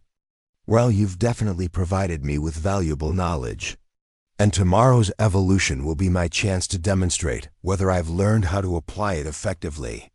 As Thompson departed to complete his final preparations, Emma considered the broader implications of the changes she had observed in his attitudes and behavior. His willingness to acknowledge limitations, seek assistance, and recognize expertise in unexpected places represented exactly the kind of professional growth that effective training programs were designed to foster. The upcoming evolution would provide the ultimate test of whether Thompson and his fellow participants had internalized the lessons their mountain training had offered. The demanding route, heavy equipment loads, and solo operating requirements would eliminate external support and force them to rely entirely on their own preparation and judgment. Emma's role in supporting the evolution would require her to monitor Participant progress while remaining prepared to coordinate emergency response if anyone encountered difficulties beyond their capability to resolve independently. Her knowledge of the route and her understanding of the challenges it presented would be essential for recognizing when normal training stress was transitioning toward potentially dangerous situations. As she made her way back to her quarters, Emma reflected on the unexpected developments that had transformed her role from invisible support provider to recognized expert whose background had become a subject of general discussion. The change had occurred gradually through a series of circumstances that had revealed capabilities she had preferred to keep private, but the educational value of sharing her knowledge seemed to justify the increased visibility. Tomorrow would bring the ultimate test of everything the participants had learned during their mountain training, while providing Emma with opportunities to observe how different individuals applied the lessons they had received. The combination of demanding physical challenges and technical mission requirements would reveal both the strengths and limitations of their preparation, creating learning experiences that would influence their approach to future operations in challenging environments. Thompson's transformation from overconfident critic to humble student represented one measure of the training program's effectiveness, but the real test would be whether he could successfully apply his newly acquired knowledge during an evolution that would challenge every aspect of his mountain operations capabilities. His willingness to seek assistance and acknowledge expertise had prepared him well for the practical challenges he would face, but ultimately his success would depend on his ability to execute effectively under the stress of demanding conditions. The evolution would also provide definitive answers about the value of the specialized knowledge that Emma had shared during her informal instruction sessions. The participants who had sought her guidance would have opportunities to test whether her recommendations translated into improved performance under operational conditions, while those who had relied solely on their existing knowledge would demonstrate the effectiveness of their independent preparation. As Emma settled into her evening routine, she felt the satisfaction of someone who had contributed meaningfully to the professional development of operators who would face real-world challenges in environments where proper preparation could mean the difference between mission success and dangerous failure. Her willingness to share specialized knowledge had created opportunities for enhanced performance while maintaining the educational value that made challenging training evolutions worthwhile. The morning would bring the final test of everything the participants had learned, while providing Emma with the chance to observe the practical application of knowledge she had worked to develop and share. The combination of individual determination and specialized preparation would determine who successfully completed the evolution and who learned important lessons about the requirements for effective operations in the unforgiving environment that mountain terrain represented. She had been told that sniping required male strength. Tomorrow she would watch as operators of all backgrounds tested themselves against standards that measured capability rather than assumptions, in an environment where preparation and knowledge mattered more than stereotypes or preconceptions about who belonged in demanding roles. Thompson would carry his 80-pound load through 20 miles of mountain wilderness, but Emma had already proven that expertise came in forms that challenged conventional expectations about strength, endurance, and the sources from which reliable knowledge could be obtained. The evolution would test individual capabilities, but it had already demonstrated that the most valuable lessons often came from the quiet professionals who let their competence speak louder than their credentials. Part 5 Final The Pre-Dawn. Darkness at the Rocky Mountain Sniper Academy carried the crisp bite of high-altitude air as Emma arrived at the operations center 2 hours before the first participant was scheduled to depart. The facility hummed with quiet activity as support staff prepared for what would be the most demanding evolution of the entire training cycle. Radio equipment had been tested and retested, emergency response protocols had been reviewed, and weather updates indicated conditions that would challenge even the most experienced mountain operators. Emma moved through her preparation routine with the methodical precision that had characterized her work throughout her time at the facility. But this morning carried additional significance. The upcoming evolution would test not just the participants' physical and technical capabilities, but also the practical value of the knowledge she had shared during the previous day's informal instruction sessions. Her role in monitoring and supporting the exercise would provide opportunities to observe how different individuals applied the lessons they had received. Thompson appeared at the staging area 30 minutes before his scheduled departure time, his demeanor reflecting the careful preparation of someone who had learned to respect the challenges that mountain terrain could present. His equipment was organized with obvious attention to the load carriage principles Emma had demonstrated, while his overall approach showed none of the casual confidence that had characterized his earlier training exercises. Emma conducted the mandatory equipment inspection with professional thoroughness, checking that Thompson carried all required communication devices, emergency signaling equipment, and survival supplies. His gear configuration demonstrated clear evidence that he had internalized the lessons from his previous equipment crisis, with weight properly distributed and frequently needed items positioned for easy access without requiring major pack reorganization. "Everything looks good," she said as she completed the inspection checklist. "Your load distribution should handle the terrain much better than your previous setup." Thompson nodded with appreciation that reflected genuine understanding rather than polite acknowledgement. "I spent considerable time yesterday working through the configuration you recommended. It feels completely different from my original approach. Much more stable and sustainable for long-distance movement."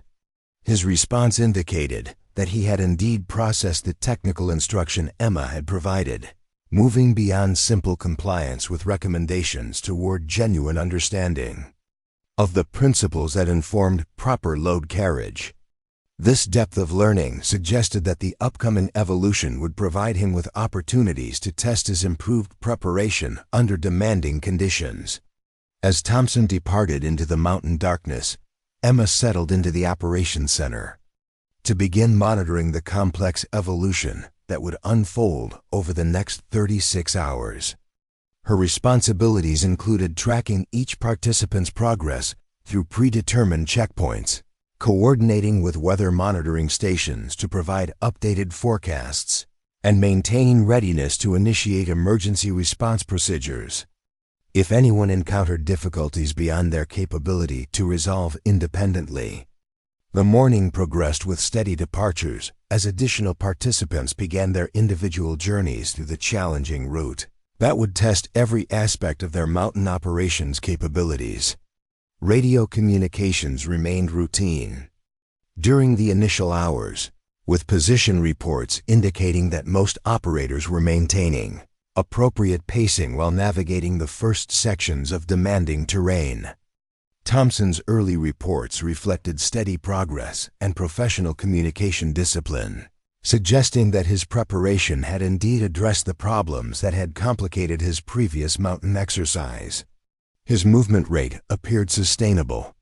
His navigation was accurate based on checkpoint timing, and his radio procedures demonstrated the kind of calm competence that indicated someone who was managing challenges effectively rather than struggling to keep pace with requirements. But as the day progressed and participants encountered the most technically demanding sections of the route, the differences in preparation and experience began to manifest in varying degrees of success and difficulty. Some operators maintained steady progress while others began reporting equipment problems, navigation challenges, or physical difficulties that suggested they were approaching the limits of their capabilities. Emma monitored these developing situations with the professional attention of someone whose experience allowed her to distinguish between normal training stress and potentially serious problems. Her knowledge of the route and understanding of mountain operations enabled her to assess whether reported difficulties represented manageable challenges or emerging situations that might require intervention. By late afternoon, several participants had already requested extraction due to equipment failures, minor injuries, or simple exhaustion that made continued progress unsafe. These outcomes weren't unexpected, given the demanding nature of the evolution, but they provided valuable learning experiences for individuals who had discovered gaps in their preparation or limitations in their capabilities. Thompson's continued progress stood out among the mixed results that characterized the overall exercise. His radio reports remained calm and professional. His movement rate stayed within acceptable parameters, and his navigation appeared accurate based on the timing of his position updates. Most encouraging, he hadn't reported any of the equipment problems that had plagued his previous mountain exercise, suggesting that the load carriage instruction had indeed provided him with practical benefits. As evening approached and the first participants began reaching the designated objective area, Emma found herself reflecting on the broader lessons that the evolution was providing about the relationship between specialized knowledge and operational success. The participants who had sought her guidance about equipment configuration and load planning were generally performing better than those who had relied solely on their existing knowledge, demonstrating the practical value of learning from sources of specialized expertise. Thompson's successful completion of the route within the prescribed time limit represented more than individual achievement. His willingness to acknowledge limitations, seek assistance, and apply specialized knowledge had enabled him to overcome challenges that might otherwise have resulted in the kind of equipment crisis that had complicated his previous exercise. His success validated the educational approach that emphasized learning from diverse sources of expertise rather than relying exclusively on general military competence. The final radio communication of the evolution came just after midnight, when Thompson reported his arrival at the objective area and successful completion of all assigned surveillance tasks. His voice carried the satisfied fatigue of someone who had been challenged but not overwhelmed, indicating that his preparation had been sufficient for the demands he had encountered. "Base, this is Thompson. Objective area secured. All surveillance tasks completed. Equipment functional. Personnel in good condition." Emma keyed her microphone with the satisfaction of someone whose professional support had contributed to successful training outcomes. "Copy, Thompson. Outstanding work. Extraction will be available at 0800 hours tomorrow morning." The evolution's conclusion provided an opportunity for comprehensive assessment of how different participants had responded to identical challenges using varying levels of preparation and specialized knowledge. The results clearly demonstrated that success in demanding environments required more than general military competence, emphasizing the importance of seeking and applying specialized expertise appropriate for specific operational requirements. Thompson's transformation from overconfident critic to successful mountain operator represented one measure of the training program's effectiveness, but it also highlighted broader lessons about the sources from which valuable knowledge could be obtained.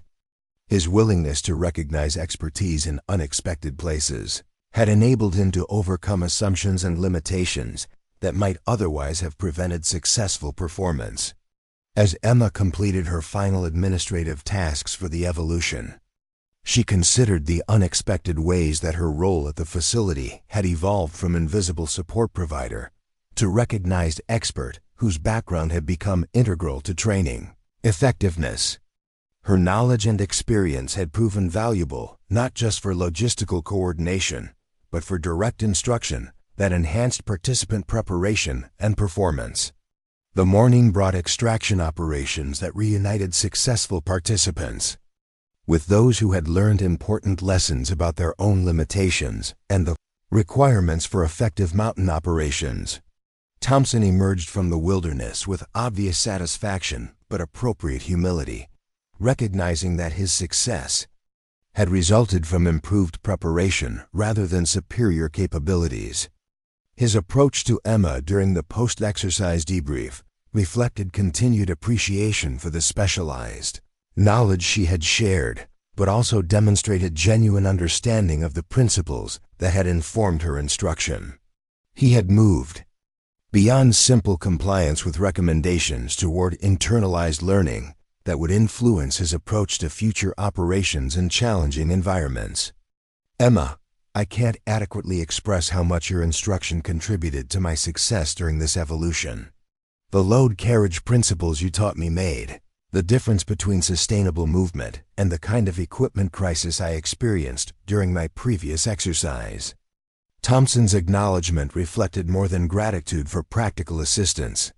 It demonstrated recognition that operational competence required continuous learning from diverse sources of expertise, challenging conventional assumptions about where valuable knowledge could be found and who possessed the qualifications to provide effective instruction. The evolution's completion marked the end of the advanced sniper course, but it also represented the beginning of enhanced understanding among participants about the complex knowledge base required for successful operations in specialized environments. Thompson's experience had provided a catalyst for broader recognition that expertise existed in many forms and locations, challenging traditional hierarchies while emphasizing the importance of remaining open to learning opportunities. Emma returned to her routine duties with the satisfaction of someone who had contributed meaningfully to professional development while maintaining the standards that had characterized her work throughout her time at the facility. Her willingness to share specialized knowledge had created opportunities for enhanced performance while demonstrating that true expertise often existed in unexpected places. The facility settled back into its normal rhythm of training operations, but the dynamics had shifted subtly in ways that reflected enhanced understanding of how operational knowledge was distributed throughout military organizations. Emma's recognition as a source of specialized expertise had created opportunities for improved utilization of available capabilities while challenging assumptions about the relationship between formal roles and actual competence. Thompson's successful completion of the demanding mountain evolution had validated the educational value of learning from diverse sources of expertise, while demonstrating that preparation and knowledge mattered more than assumptions or stereotypes about operational capabilities. His transformation from skeptical critic to respectful student represented exactly the kind of professional growth that effective training programs were designed to foster. The quiet woman who had organized supply schedules in a converted shipping container had proven that strength came in many forms, that expertise existed in unexpected places, and that the most valuable lessons often came from professionals who let their competence speak louder than their credentials. She had shown that real capability was measured not by physical intimidation or vocal confidence, but by the knowledge and experience that enabled effective performance when it mattered most. In an environment where assumptions about gender and capability still influenced expectations, Emma Rodriguez had demonstrated that true professional competence transcended stereotypes and conventional thinking. Her impact on Thompson's development and the broader training program proved that excellence was recognized not through confrontation or dramatic demonstration, but through the quiet consistency of superior knowledge applied with professional discretion. Up next, you've got 2 more standout stories right on your screen. If this one hit the mark, you won't want to pass these up. Just click and check them out.